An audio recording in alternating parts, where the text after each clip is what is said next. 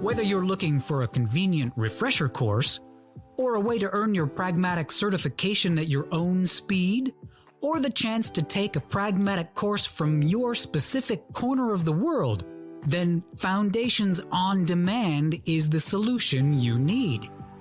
Get the same great content, tools, and templates our Foundations course is famous for in a flexible and easy-to-use online learning platform. Learn the skills you need to build and market products people want to buy. And earn your Pragmatic Institute certification anywhere, anytime. No more travel worries, no more time zone issues, just truly great training. Experience the new way of training with Foundations on Demand from Pragmatic Institute. Visit pragmaticinstitute.com/foundations to learn more.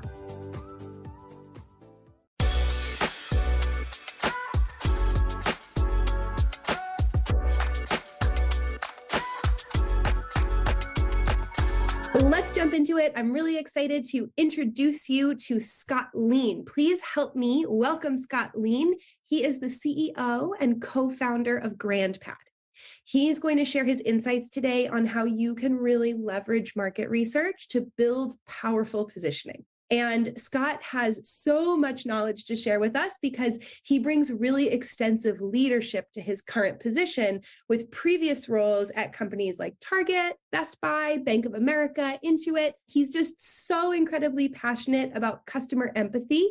And he's got this incredibly deep talent for connecting people, right? Connecting them to solutions, to products, to loved ones alike. So welcome, Scott. I cannot wait for our group to meet you. Thanks for having me on. Yes, delighted. So for the group, if you are with us regularly, I want to give you the heads up that our format is a little bit different today. We are also joined by visiting Pragmatic instructor and founder of Innovate on Purpose, Diane Pierson. So Diane's background, for those of you that have not met her previously, includes LexisNexis, Dun & Bradstreet, and of course, Pragmatic Institute. So today, Diane is the founder and chief market strategist of Innovate on Purpose, which is a consultancy that really helps organizations focus their product and marketing efforts to deliver the most high impact results.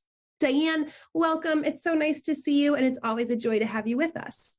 Thanks, Georgina. Glad to be here. Yeah.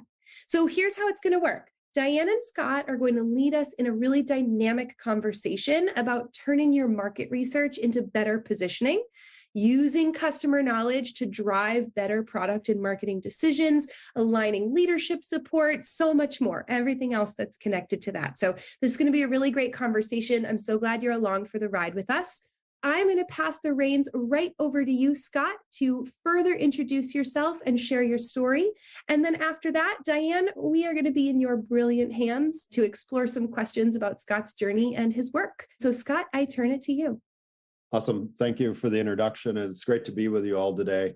I'm super excited to share what we've learned over our nearly 10-year journey as me and my co-founders and our team now of nearly 170 people have been on this mission to improve the lives of millions of seniors by reconnecting them with their family, friends, and caregivers. A couple definitional things. You'll hear me say super seniors. We define, so according to AARP, I'm a senior, I'm 58. They believe anyone over the age of 50 is a senior. We define super seniors as those over the age of 75. And these are awesome, lovely people. We're so honored to get to serve them. But sadly, standard technology, standard iPhones, standard computers, tablets, has created a digital divide. It's created this wedge. So those super seniors, the majority of them in their 70s, 80s, 90s, 100s, are either frustrated or unable to use standard technology. So that's created this disconnectedness. So we saw this in our own family and launched this company 10 years ago to solve this problem. And we want to improve the lives of millions of seniors by reconnecting them in a safe, rich, engaging way with their family, friends, and caregivers. And those caregivers include doctors and nurses, as an example. Our vision is to live in a world where no seniors are lonely or isolated. Every senior has the opportunity to live a great life and be connected. I'll talk later about how loneliness and isolation is actually a really catastrophic problem with this age group. So my first, kind of tip for you that you can bring to your role in whatever company or product solution you're part of, hire for mission. Be clear on what the mission of your company is and hire people that have a passion for that mission. We interview people that love helping elderly people. Occasionally in the interview, we'll bump into someone like, yeah, I'm not really close to my grandma. I don't really enjoy elderly people, and this is not the right fit, right? So hire for mission. Be clear on your mission. Hire people that are really passionate about that. This lovely lady in this picture is 114 years old. Her name is Anna. She's passed now. This picture was taken about 5 years ago. She was born in 1900. Okay. I'd be interested to know how many of you talked to someone who was born in 1900, because they've had a very interesting life if you think about all the things that have happened since 1900. But this picture was not staged. This again was about 5 years ago, and it's just an example of how we operate out in the field, sitting, learning from our customers with deep empathy. My mom always told me, you got 2 ears and 1 mouth, you should listen twice as much as you talk. And so we try to apply that thinking, listen with deep empathy. You can see Anna there. She has a grand pad in her hand. She has a stylus in her right hand. It's a little hard to see there. And I'm Norwegian, so I had to get a Norwegian quote from Amundsen. Remember, him and his crew were the ones that made it successfully to the South Pole. Shackleton and a whole bunch of others failed. Why did he succeed? One of his sayings, be humble and let the Eskimos teach you, meaning if you want to survive and live in cold weather at the South Pole, go talk to people that understand how to live in cold weather, Eskimos in this case, right? So that's our approach. None of us have ever been 90. None of us have ever been 114. I hope I'm so lucky to make it to 114. So how would we know as young people what it's like to have the physical or cognitive impairments or just the mental model of a 100-year-old? We don't know. It'd be very arrogant to think that we do know. You got to be humble with deep empathy and understanding, really, and be out in the field. This deep understanding of your users and customers, it doesn't happen at your desk or in a conference room. It happens where they are. You've got to, quote, see the animal in the wild, see where they are. And so real quickly, Anna was one of the people we learned about this dry skin issue. When we get in our 90s, our skin properties of our fingers will change. If you feel the tips of your fingers right now, all of us young people, there's moisture in our fingers. That's what makes our iPhones and iPads work. We discovered that early on, worked with Anna and others in their 90s. We actually changed the UI properties. We control the hardware also, so we were able to change hardware, software, and we also learned having a stylus is very natural for this age group. So every grand pad includes a stylus. We have a stylus that also has kind of like a big tennis ball. So many of our users have dexterity arthritis issues, right? So we learned all these things through this deep empathy, not judging, through listening and empathy. So really the secret sauce of our company, because early on people said, everybody who's tried to create a product that works well for super seniors has failed. Why do you think you're different? We quickly learned we have this group of grant advisors. These are 12 employees who work for us. These 3 ladies on the left are all in their 90s. Justine is one of our product managers. And you can see we're working with them, in this case, in their home, listening, observing. They are really the designers of the product. We are just the hands that builds the product that they want, right? The average age of our users, of our GrandPad tablet users, the average is 85. Our oldest so far was 116. So it's impossible for us young people to know what it's, the mindset of a 160-year-old. So this is a key part. It's, lots of people say, oh, we have user advisory boards and we have focus groups. Okay, those are all good things. Do you really have deep empathy? Are you really listening to who your users are and understanding, seeing the problem firsthand? What we found is, sadly, it's not that common. So some of the challenges that seniors have, this loneliness and isolation, is a really big problem. And encourage you to, whatever industry you're in, I hope that it takes into account this awesome age group, those over the age of 75. There's a lot of seniors. It's a growing population. They're dramatically underserved in almost every category that we've seen. We're trying to do our piece, but there's lots of opportunity. So there's loneliness and depression with this groups because they're disconnected. We're trying to solve that. Such a challenge is with them using standard technology. Most are not online. Sadly, the bad guys, the scammers, go after this age group. So we've created ways that let seniors connect with their family. We call it the circle of trust, but it keeps the bad guys out. It's essentially a walled garden.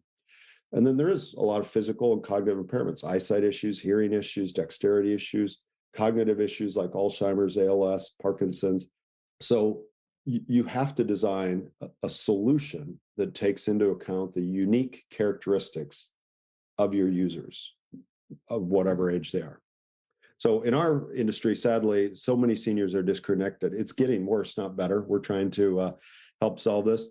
And it's a huge negative financial impact on our healthcare system. You know, a doctor wants to do a telehealth call with a senior who's 80 and they can't do it because that senior doesn't have a technology way to do that.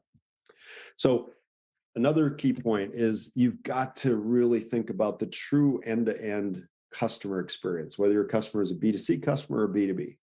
From first contact with your company through last contact, what is that experience? And if you're designing a solution, you've got to take all of that into account, okay? And so we started out, we thought we were going to be just an app. We quickly discovered to really solve this, we had to create our own hardware. We've got to make the management, the family. So we have a notion of a family admin that can control and help remotely help grandma or grandpa.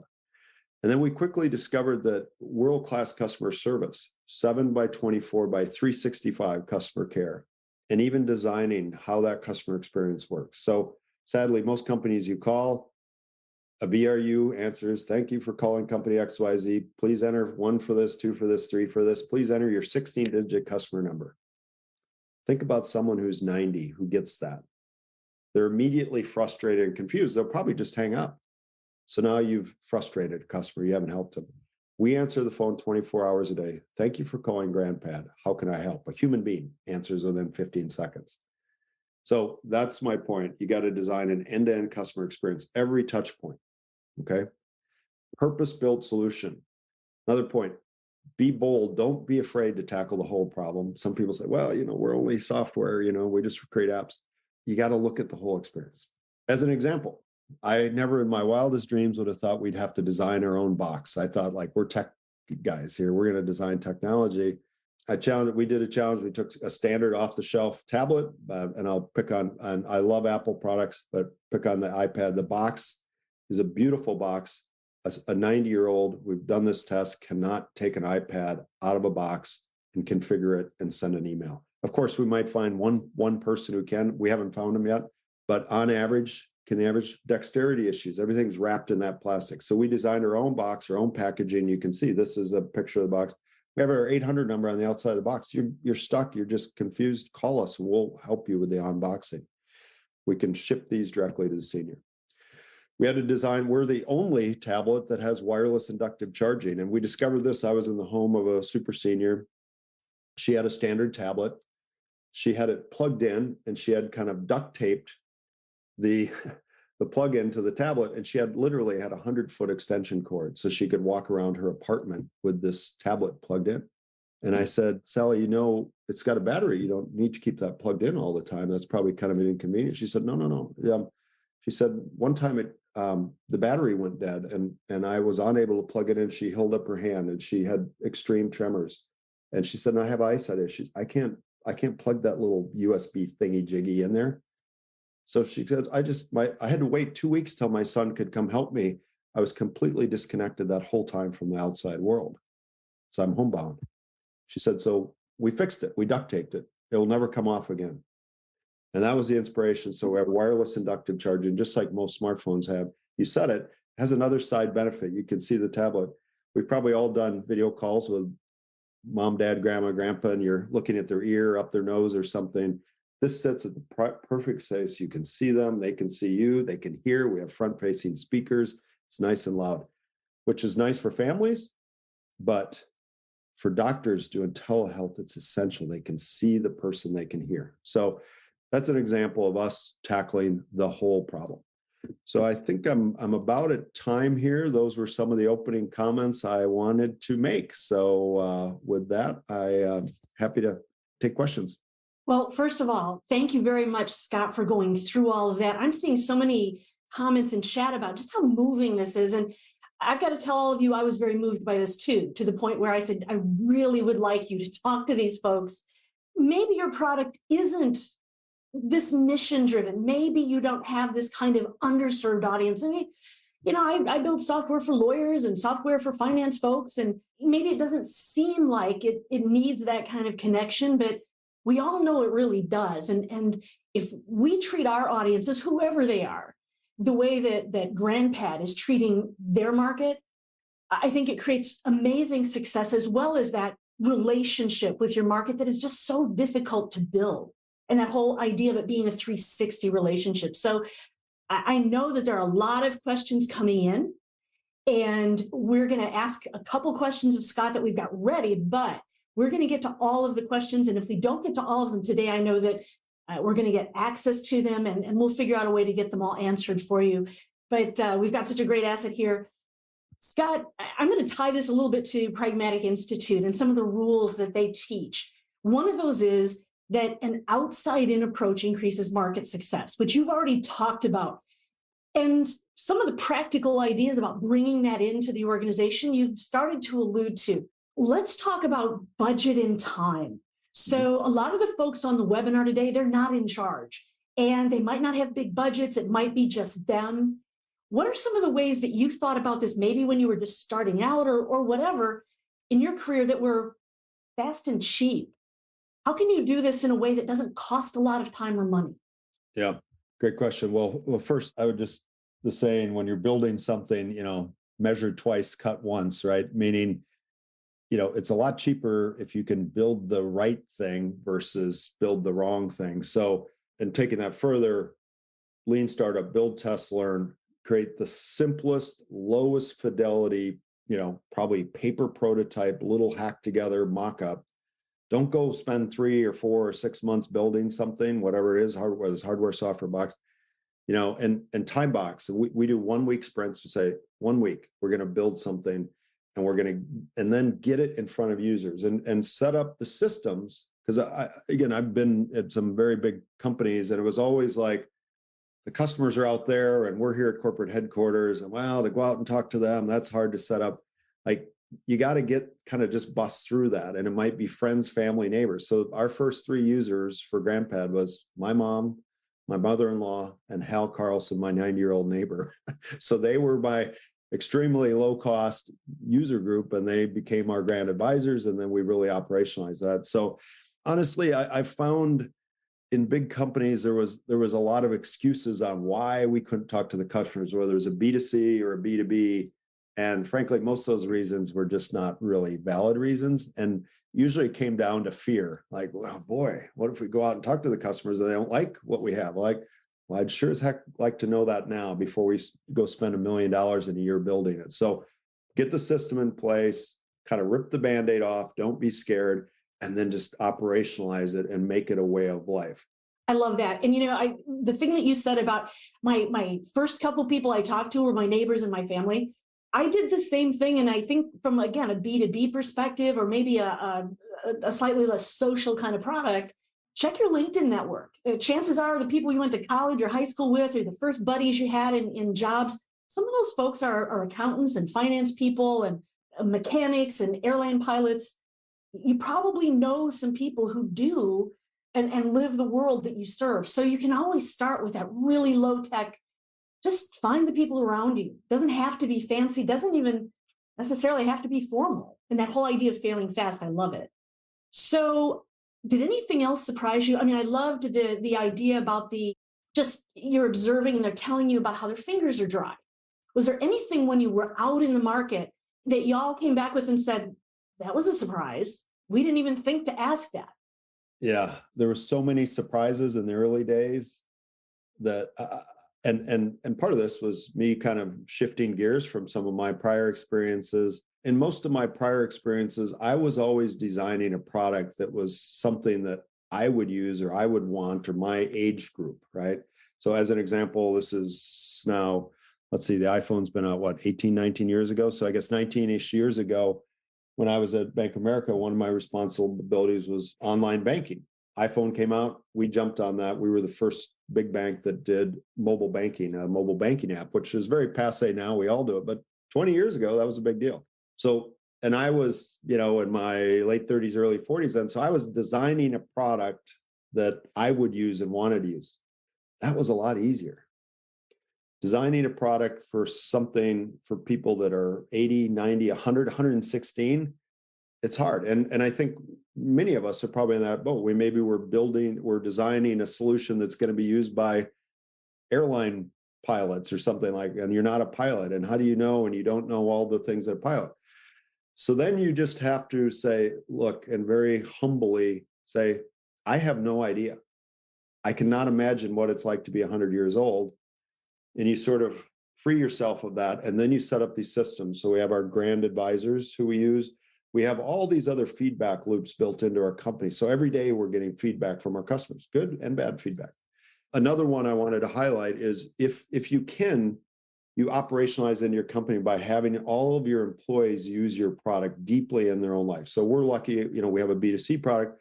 So all of our employees, it's in their offer letter, are required to use our product in their own family. We call it the grand experience. And it says every month you have to do, X number of video calls with a senior in your life, share pictures, etc. You have to use our product, but we measure it. To be an employee in good standing and get pay raises and stuff, like you have to. It's like a compliance thing. And we tell everybody and they say, well, maybe sadly my grandma passed away. We have a program they can adopt a grandma or grandpa, and then they do it. So now they're feeling it every day, and they're getting that deep empathy. So that's that would be my thoughts on that. Is you just got to figure out a way to make it work. And I agree with that. This is something that I know I've taken back to my teams, that sometimes I've actually had teams say, you know what, we got to get this stuff built. We've got deadlines. But if we're just building and building and building against a deadline, and we don't know who we're building for or why we're building, we can all see the dichotomy in that. We can all see the problem with that. I've got somebody here, Darren asks, I'm in high tech, it's B2B. It isn't a single person who makes these decisions. It's really complex. Hold that thought, Darren, because actually the GrandPad isn't as simple as it seems either. And so I'm going to hold on to that. And we will do some comments specific to B2B on that, because I think both Scott and I do have some insight on that. But we're going to talk about buyers and users and how they might be completely different people. And in this case, it's often true. Yeah. So before we get to that, though, I want to ask you, all these different ways you can get this information. How do you get these folks to talk to you? I mean, they are 100, and it's probably kind of a hassle to have you folks come in and be all on top of them. And how do you get them to do this? Yeah, and I should have framed that earlier. Our business is split almost equally. 50% is B2C, direct to consumer, and that's mainly what I've been focused on here today. And you see on our website, grandpad.net. But more than 50% is B2B enterprise healthcare, working with the largest healthcare providers, all the big brand names in the healthcare space here in the US. And there we're working with doctors and nurses. Now, they're trying to do telehealth with grandma and grandpa. But we have both sides of that equation. But our buyer, the one signing the contract, multi-year contracts, B2B. So with that context, the good news, what we found is people actually want to tell you, right?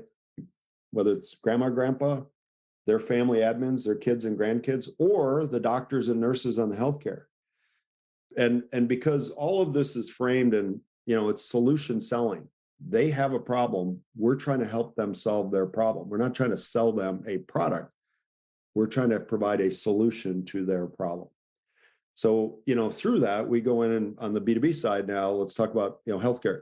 We go in and we're working side by side in a very consultative solution selling. And oftentimes that is consulting, and we're there in the field, we're learning. Again, they're looking for someone to solve their problem. So they're happy to show you, well, we tried this telehealth solution. It didn't work for all these reasons. Okay, let's look at GrandPad. Well, if you could change this and design that. So now they're giving feedback. So it hasn't been a problem. Of course, listening with deep empathy, not judgment, and asking the 5 whys, right? So a doctor may say to us like, well, telehealth doesn't work for seniors. Oh, why is that? Well, I've got a call scheduled with one of my patients who's 80, and we spend 20 minutes, fooling around trying to get the Zoom to work. And I'm a busy doctor. I don't have time to do that. Okay, so why is that? Why did it take 20 minutes? Well, they didn't know how to use Zoom. Oh, okay. So if we had an easy to use solution where they were all ready and you got on and they could hear you and see you, would telehealth work? Well, of course, because then we can be a lot more productive. So asking the 5 whys, really getting to what the root issue is. And sadly, most of the time, B2B, B2C, it's poor design, a product or a mismatch of, solving the problem. Maybe it's a beautiful design, but it just missed the mark on what the function was supposed to do. So that's been our experience. And I like that a lot. That whole idea. It's sometimes the design is really elegant. And I saw somebody post a comment early on when Georgina, you asked that really good question about, imagine a time that you were doing this. One of the things we sometimes hear is enough already. It works. Stop adding stuff. You're actually confusing me. And I had that happen a couple of times. It may not be the challenge, but sometimes an elegant design is perhaps over-engineered. A design that works well for one market doesn't work so well for another. And I think just asking, and I love the 5 whys, that's one of those techniques. I always call that asking questions like a 3-year-old. Just ask until they're exhausted. Right. You're going to find interesting things behind that first question. And I thought that was a really good illustration. So I'm glad you talked about that. What about the rewards that they get for this? I mean, are there any types of differences between the way you reinforce and appreciate the doctors and the nurses who talk to you versus the way you reinforce and appreciate the grant advisors or the other super seniors who talk to you? No, all customers are treated equally, whether it's the senior, their family, or a doctor or nurse. They're all important. And that comes back, we have 3 priorities as a company. And, this is all about setting the mission and having clear direction. Everyone knows what the mission is and what the priorities to get there. We have 3 priorities. And we, as part of every company meeting, we kind of review those and how do we all contribute to those priorities. Number 1 priority, and they're all equal. So it's not like, so just 3 equal. It's priorities. A list, not a prioritization of the priorities. Right. Okay. So the first one is delight every customer every day. Second is grow, add more customers. We believe so passionately. We have such a great solution that solves problems. It is our obligation to get it in the hands of every person who needs it. And in the US, it's 32 million super seniors that need our product. They're suffering because we have not yet got it into their hands. And the third is scale the company. We're still a high growth company, so we've got to be efficient at what we do. Everyone can recite those, but on the first one, to your point, delight, it's delight every customer every day. Don't satisfy, delight, and go the extra mile. We measure that with net promoter scores. We measure it with, we're in the Google Play and Apple iOS store. I encourage you to go take a look. Generally, we're a 4.8, 4.9 star rating in both app stores, which for our kind of product is very hard. Anything else that's sort of tangentially similar is like, less than 4 stars because it's a tough problem to solve.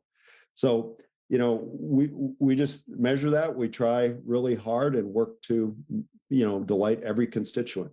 And I think the other part of that, though, is you can't be all things to all people, right? Be laser beam focused. We're often asked like, wow, you got a great solution for seniors. You should make a tablet for young children. We've looked at that. We said, no, we're not going to do that. It is actually very different markets. They're not as similar as you think. So we're focused on doing one thing really well. Yeah, well, and I love that because you're right. I mean, a 9-year-old or a 5-year-old is really different than a 90-year-old or 95-year-old. It's not that you couldn't do it, but it would be a whole different focus. And that idea of staying focused, this is a very difficult thing to do because, and some of you have probably faced this, that wonderful time when you start getting really successful, and then all of a sudden you've got all these ideas pouring in.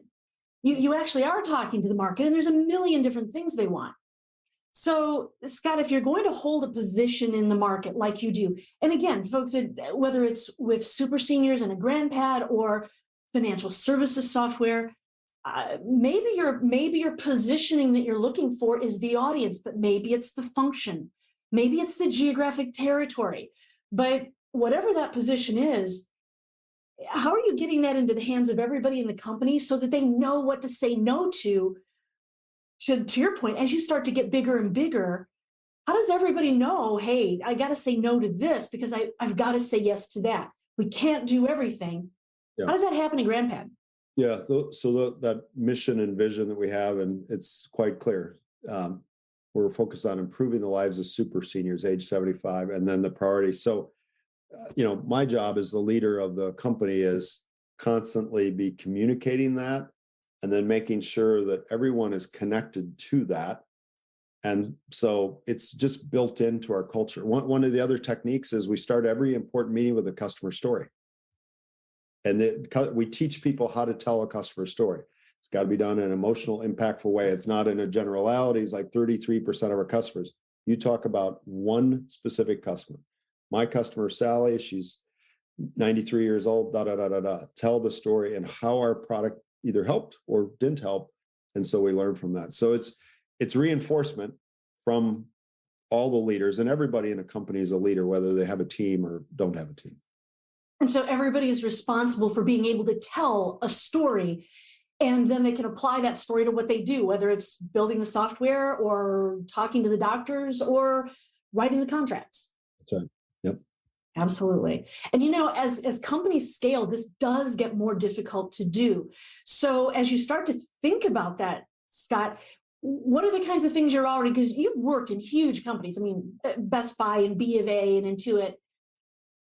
What do you wish you knew then that you know now about scale? And then what are you going to take forward from those massive company experiences as you are scaling right now at GrandPad? Yeah, I've now that started a company from scratch as CEO, co-founder, and worked for big companies. But this is actually my fourth startup I've been part of. I just have learned a lot at age 58 versus what I knew when I was 20, and so it'd be great if everybody had the chance, like it early, like in college or right out of college, to start a company and really learn, because it's failure is a great teacher, and clearly along the way we've had lots of little failures that we learn from, and then we do better. But I think this point that we're talking about here first is really getting close to your customer, whoever they are, B2B or B2C, and then getting these feedback loops, focusing your efforts, being a laser beam, and then being willing to tackle the whole problem. And again, I know in some of the roles, I'd be like, okay, well, hey, we're in this department, a big company acts like, here's what we do. And sometimes it's hard to work across, like, well, the supply chain department over there, they're the ones responsible for boxes and packaging, so we don't get to have any say in that. So, but I just think that, you got to figure out how to bring the team together to collaborate on a solution, work across departmental lines. And but even bigger than that, I think all of us, like, we've got to find our calling. Like, what's the thing that we're passionate about personally, and work at a company that you share that mission. So I mean, just a extreme example. So if I'm not passionate about our legal system a lot, like I probably shouldn't work in a law office or be a lawyer. Like, maybe like, wow, but I have that background, but I really like the invention side of things, intellectual property. So maybe I'm an IP lawyer that works with companies that are, creating patents and so on. So, you got to find your calling. And then what that's going to do is give you the energy to go, all right, we're going to go figure this out and solve this problem. You're right. And sometimes it's company based, like I want to serve super seniors or lawyers. Sometimes I love translating these complex products into clear, simple, compelling marketing copy. And wherever I work, I love that challenge. But finding that challenge, I think, is a really, and understanding it yourselves is a really good thing. Scott and I we're of an age, I'm, of course, way younger than Scott. Yeah. Not really. But, that is one thing you do realize, and I hope that it can be tougher when the markets get tight, but understanding that passion actually helps you find and get jobs too. So it is a good thing just practically. A lot of really good questions coming in here. We are going to get to some of these questions, I know. One of the things I want to touch on is this idea of positioning in the market. So when you translate all this knowledge into positioning and you're going to speak to the market, how do you take all of this complex detail and smooth it into powerful, compelling text that's going to draw in not just the user, but the buyer? I've got some observations on this from my experience looking at your site, but how do you do this yourselves? Yeah. Yeah. Well, I would say on the B2C side of our business, figuring out how to properly position the product and tell that story in a clear, concise, and compelling way that's going to cause people to take action and buy. That is a big challenge in today's world. If you just think about every day, how many times we're bombarded with advertising, marketing messages, whether it's on TV, radio, just, scrolling through your Facebook feed. So you got to figure out how to break through that clutter. And I think we do a great job at that, and we're getting better every day. And again, we're fortunate. We have a uplifting, emotional story to tell, right? And I always say everybody's got 2 moms and dads and 4 grandmas and grandpas. That's a biological fact. Some have more in certain families and so on. But so everybody is a potential customer of our product versus, some products, maybe I sell jet engines and there's only certain people that buy those. So, but on the B2C side, we fully admit that is hard. And again, applying the same creativity and feedback. So we're constantly surveying our buyers. How did you hear about us? Why did you buy? And so we can see what it was. Same time, we interview people who didn't buy. Why didn't you? Well, maybe I was confused. I didn't know I didn't do this. So then we're sharpening it. So that's that feedback on the buying cycle. On the B2B enterprise side, obviously the economy is tough now and will continue to be. But even before this current time, it's about solution selling, value-based selling, understanding their business problem. And it comes down to 3 simple things. How are you going to make me money? Save me money, meaning cut expenses or operational efficiencies, or meet some regulatory or compliance issue, right? Like, well, I have to do this because it's required. I'm in healthcare. Like, you got to be able to speak to your ROI value proposition for your solution and get in there. And I would say in the corporate world, that we work with the big mega healthcare companies, and we work with small mom and pop local home health. Everybody values in that world a true partner, and someone that isn't just trying to force you to buy something and twist your arm into some contract, right? It's so that kind of hard selling, that doesn't fly, right? And so getting in there, and again, it's understanding their business and wanting to help solve their problem. Now you're going to have a conversation. And then honestly, one of the things I'm super proud of our company, we're frequently told by healthcare companies like, wow, your team, you have good people, you have nice people, they're collaborative, they're helpful. They just want us to succeed. Like, that's just music to my ears as the CEO. And that makes us stand out, that we're different. And I think that that's excellent too. And I think we can all take away from that, whether we're the CEO or not, that how can we be different within the realm of what we do? And so whatever that is. One question. Oh, go ahead. Sorry, I want to comment on that, Diane, because I know if we look at from a product design, product management, for any of us old enough to remember, there's a lot of things about Apple I like. One of the things that they did, remember their Think Different campaign, this a number of years ago. It's one of the most successful marketing campaigns. The whole, if you haven't seen that, go back and watch the Think Different ad campaign. There's a beautiful TV commercial. Here's to the crazy ones, here's to the different, think like Picasso and Einstein. And so, Apple took that and really, that was their position. Like, we're going to look at the world differently. We're going to tackle these big problems. And it was actually after that when things like iPads and iPhones and all this started, coming out. So I just think, companies are willing to look at kind of big, bold solutions in whatever domain they're in and look at that differently. So So I've got one last question before we open it up to everybody. This has been so much fun. I wish we could do this for like another hour, but we won't. We're going to answer your questions next. I have one more question for you, though, Scott. And it's kind of a hard one, okay? You're the CEO. So you are the head guy, the head person. What can a product manager or a product marketing manager, I'm sure there's been a time when you've had an idea that was based on probably a lot of experience and frankly, being the CEO. Has there ever been a time when somebody's come back to you with information from the market that caused you to change your mind? And just tell us how that happened. Yeah, all the time. And I think what's important is trying to create a culture with those feedback loops and flat, no hierarchy. It's not because Scott, the CEO, said, it's because, hey, whether Scott or a product manager or a designer or one of my software engineers observe, like, hey, we're seeing this issue with our customers. Here we're getting customer feedback. And then all of us with sort of this childlike mind, listening to that and looking at that, and then evaluating that and say, and we do this frequently, like look and say, maybe there's some bug in the system and it's affecting.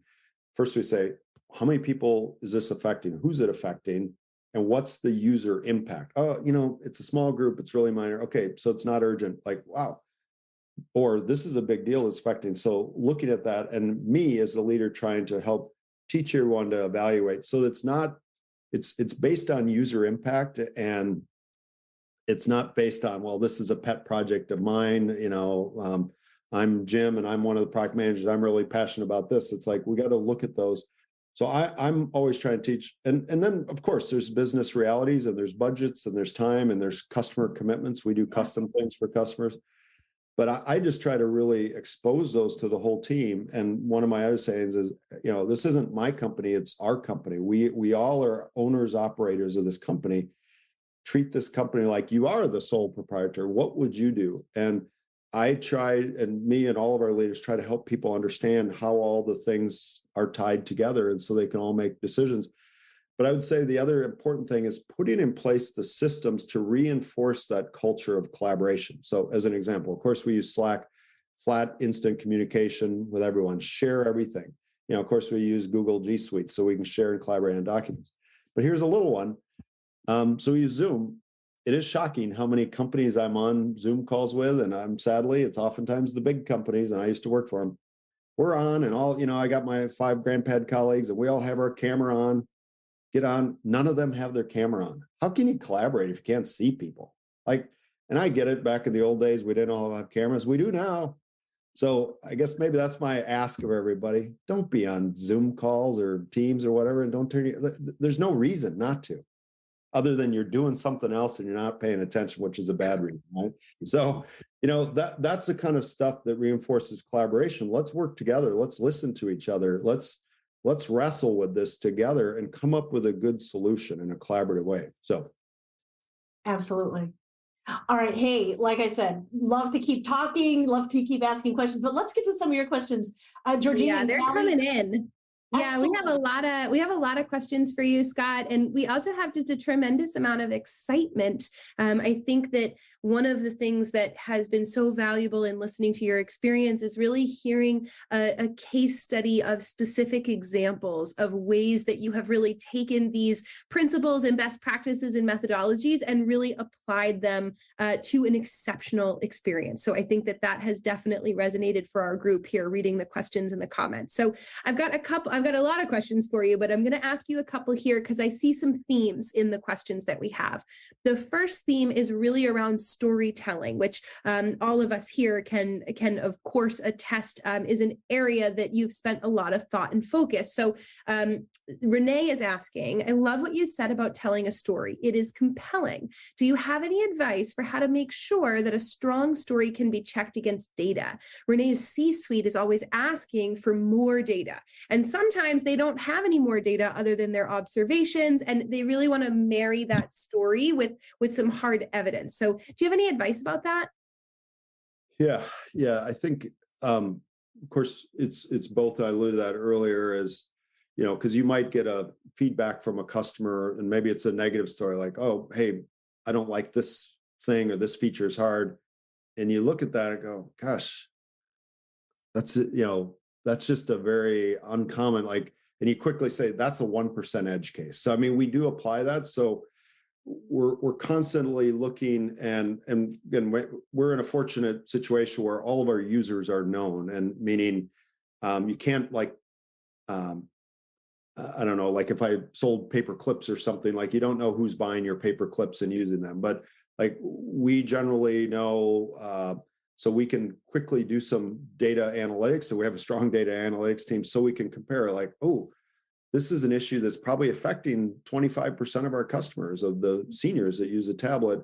So we can marry those two things together.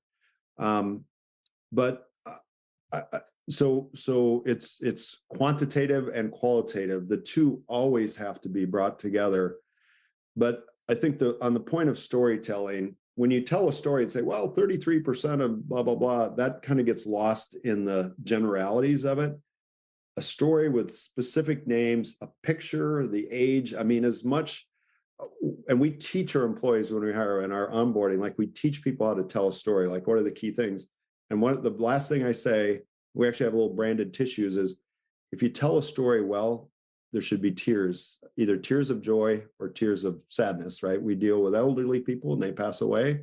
But it should be that compelling. That should be your goal when you tell a story.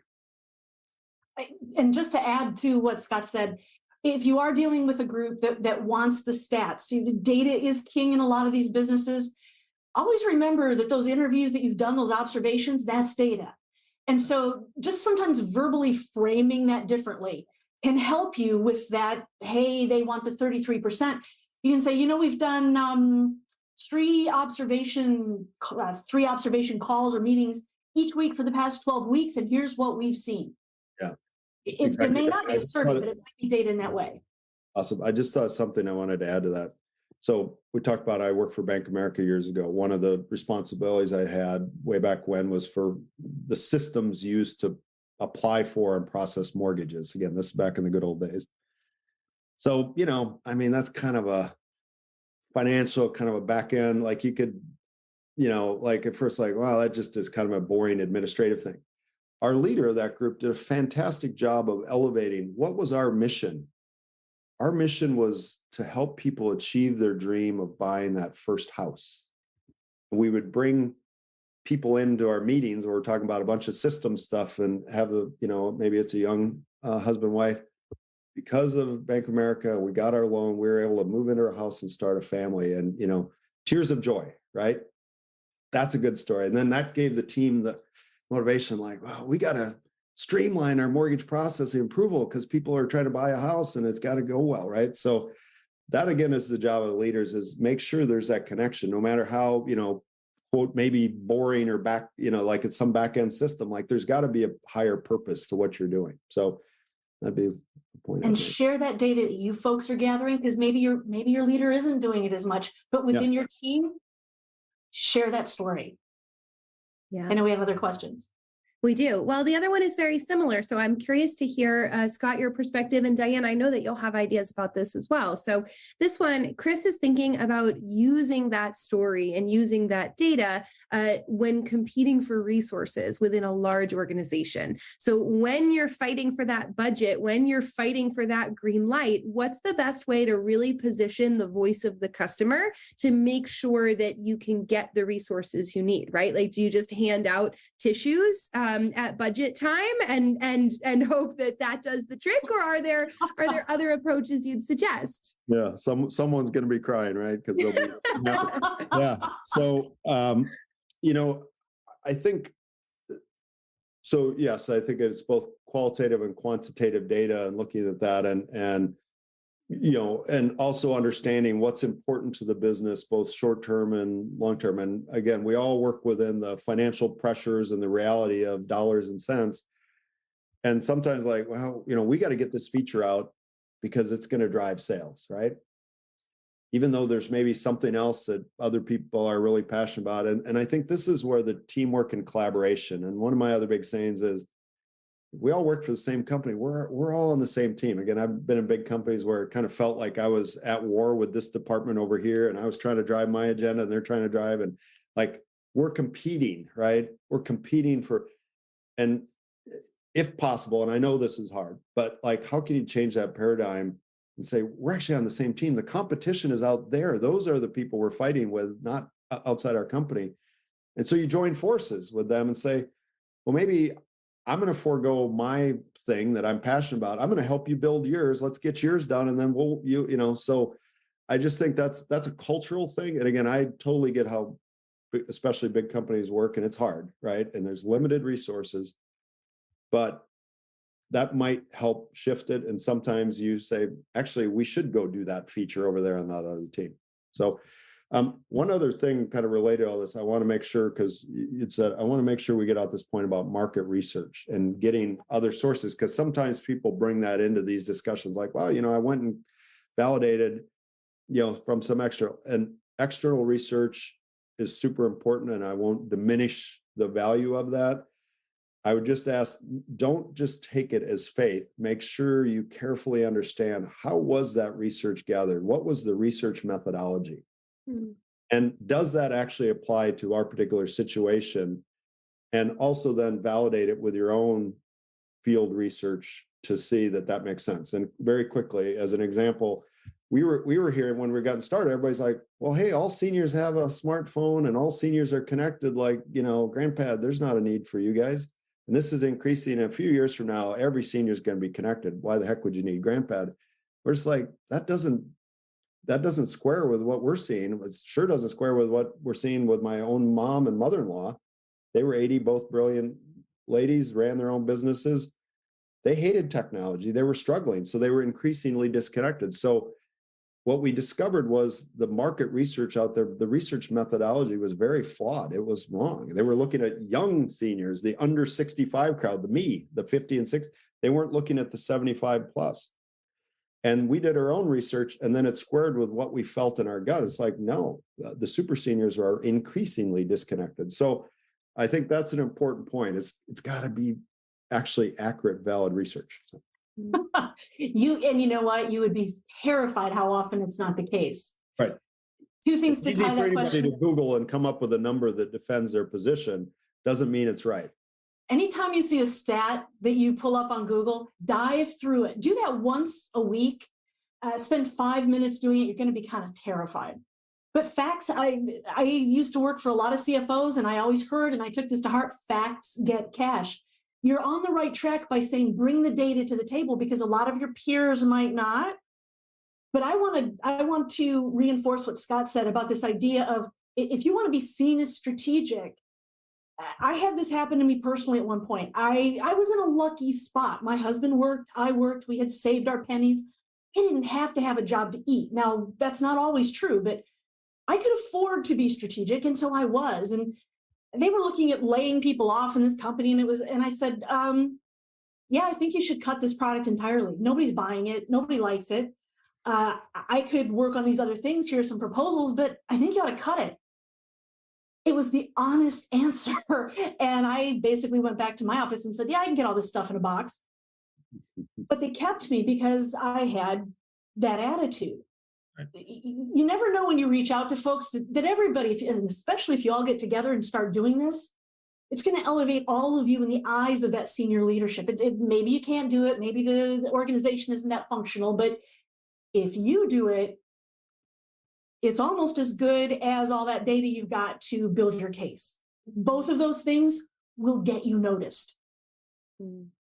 All right, I'm going to squeeze in for one more question here because I'm going to have to combine the questions. So askers, forgive me. I hope I do you justice. We've had a lot of different questions about your advisory program, Scott. So your grand advisors and really having that kind of trusted group of folks there. Lots of questions about the details of how many and how you're driving advocacy and methodologies. But I think let's take a step back. Can you give us just a 60-second overview? What are some of your best tips and takeaways that you've learned about running the Grand Advisor program that others might benefit from?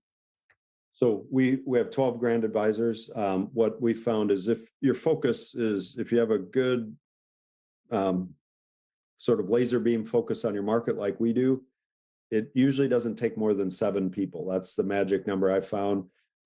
So we're always between 5 and 12 and they come and go, but that's the right number. And it's creating an environment then, a safe, trusted environment where they're willing to really open up and you're able to really listen deeply and you're listening with both ears and asking those 5 whys and also seeing the problem firsthand, meaning be in their home, or if you're in a B2B, go be in the enterprise or out, where they're assembling the aircraft engines or whatever it is you're doing. Like you got to see the problem firsthand, because all of a sudden you go, oh, wow, I had no idea that this thing affected this. So that would be my advice. And it's got to be continual all the time. It's not an event. It's just part of the ongoing process. I think that's the perfect kind of final note to strike for us, is that it's not an event, it's an ongoing process. It's an ethos, right? So that we are going to wrap up. I know it's the top of the hour. Folks are going to have to jump to their next conversations for the rest of the day. I encourage all of you to go follow Scott, learn more, poke around the GrandPad website. Scott, thank you so much for being with us here today. Diane, you are just incredible. Your insight and your questions are always so illuminating. And Scott, we have appreciated your generosity of knowledge so deeply. So thank you both. Awesome. Scott. Awesome. One real quickly, I have to do this, is thank you for having me here. I just ask you all to do a favor, because you can't even imagine how impactful this is. Call a super senior in your life, mom, dad, grandma, grandpa, aunt, uncle, neighbor. Just call them today on your way home from work. Say hello, ask them how they're doing. You won't believe how meaningful that will be to them. Pinky promise, I'm doing it. Yep. Thank you very much, Scott. Thank you, Diane. To everybody, we will see you next time.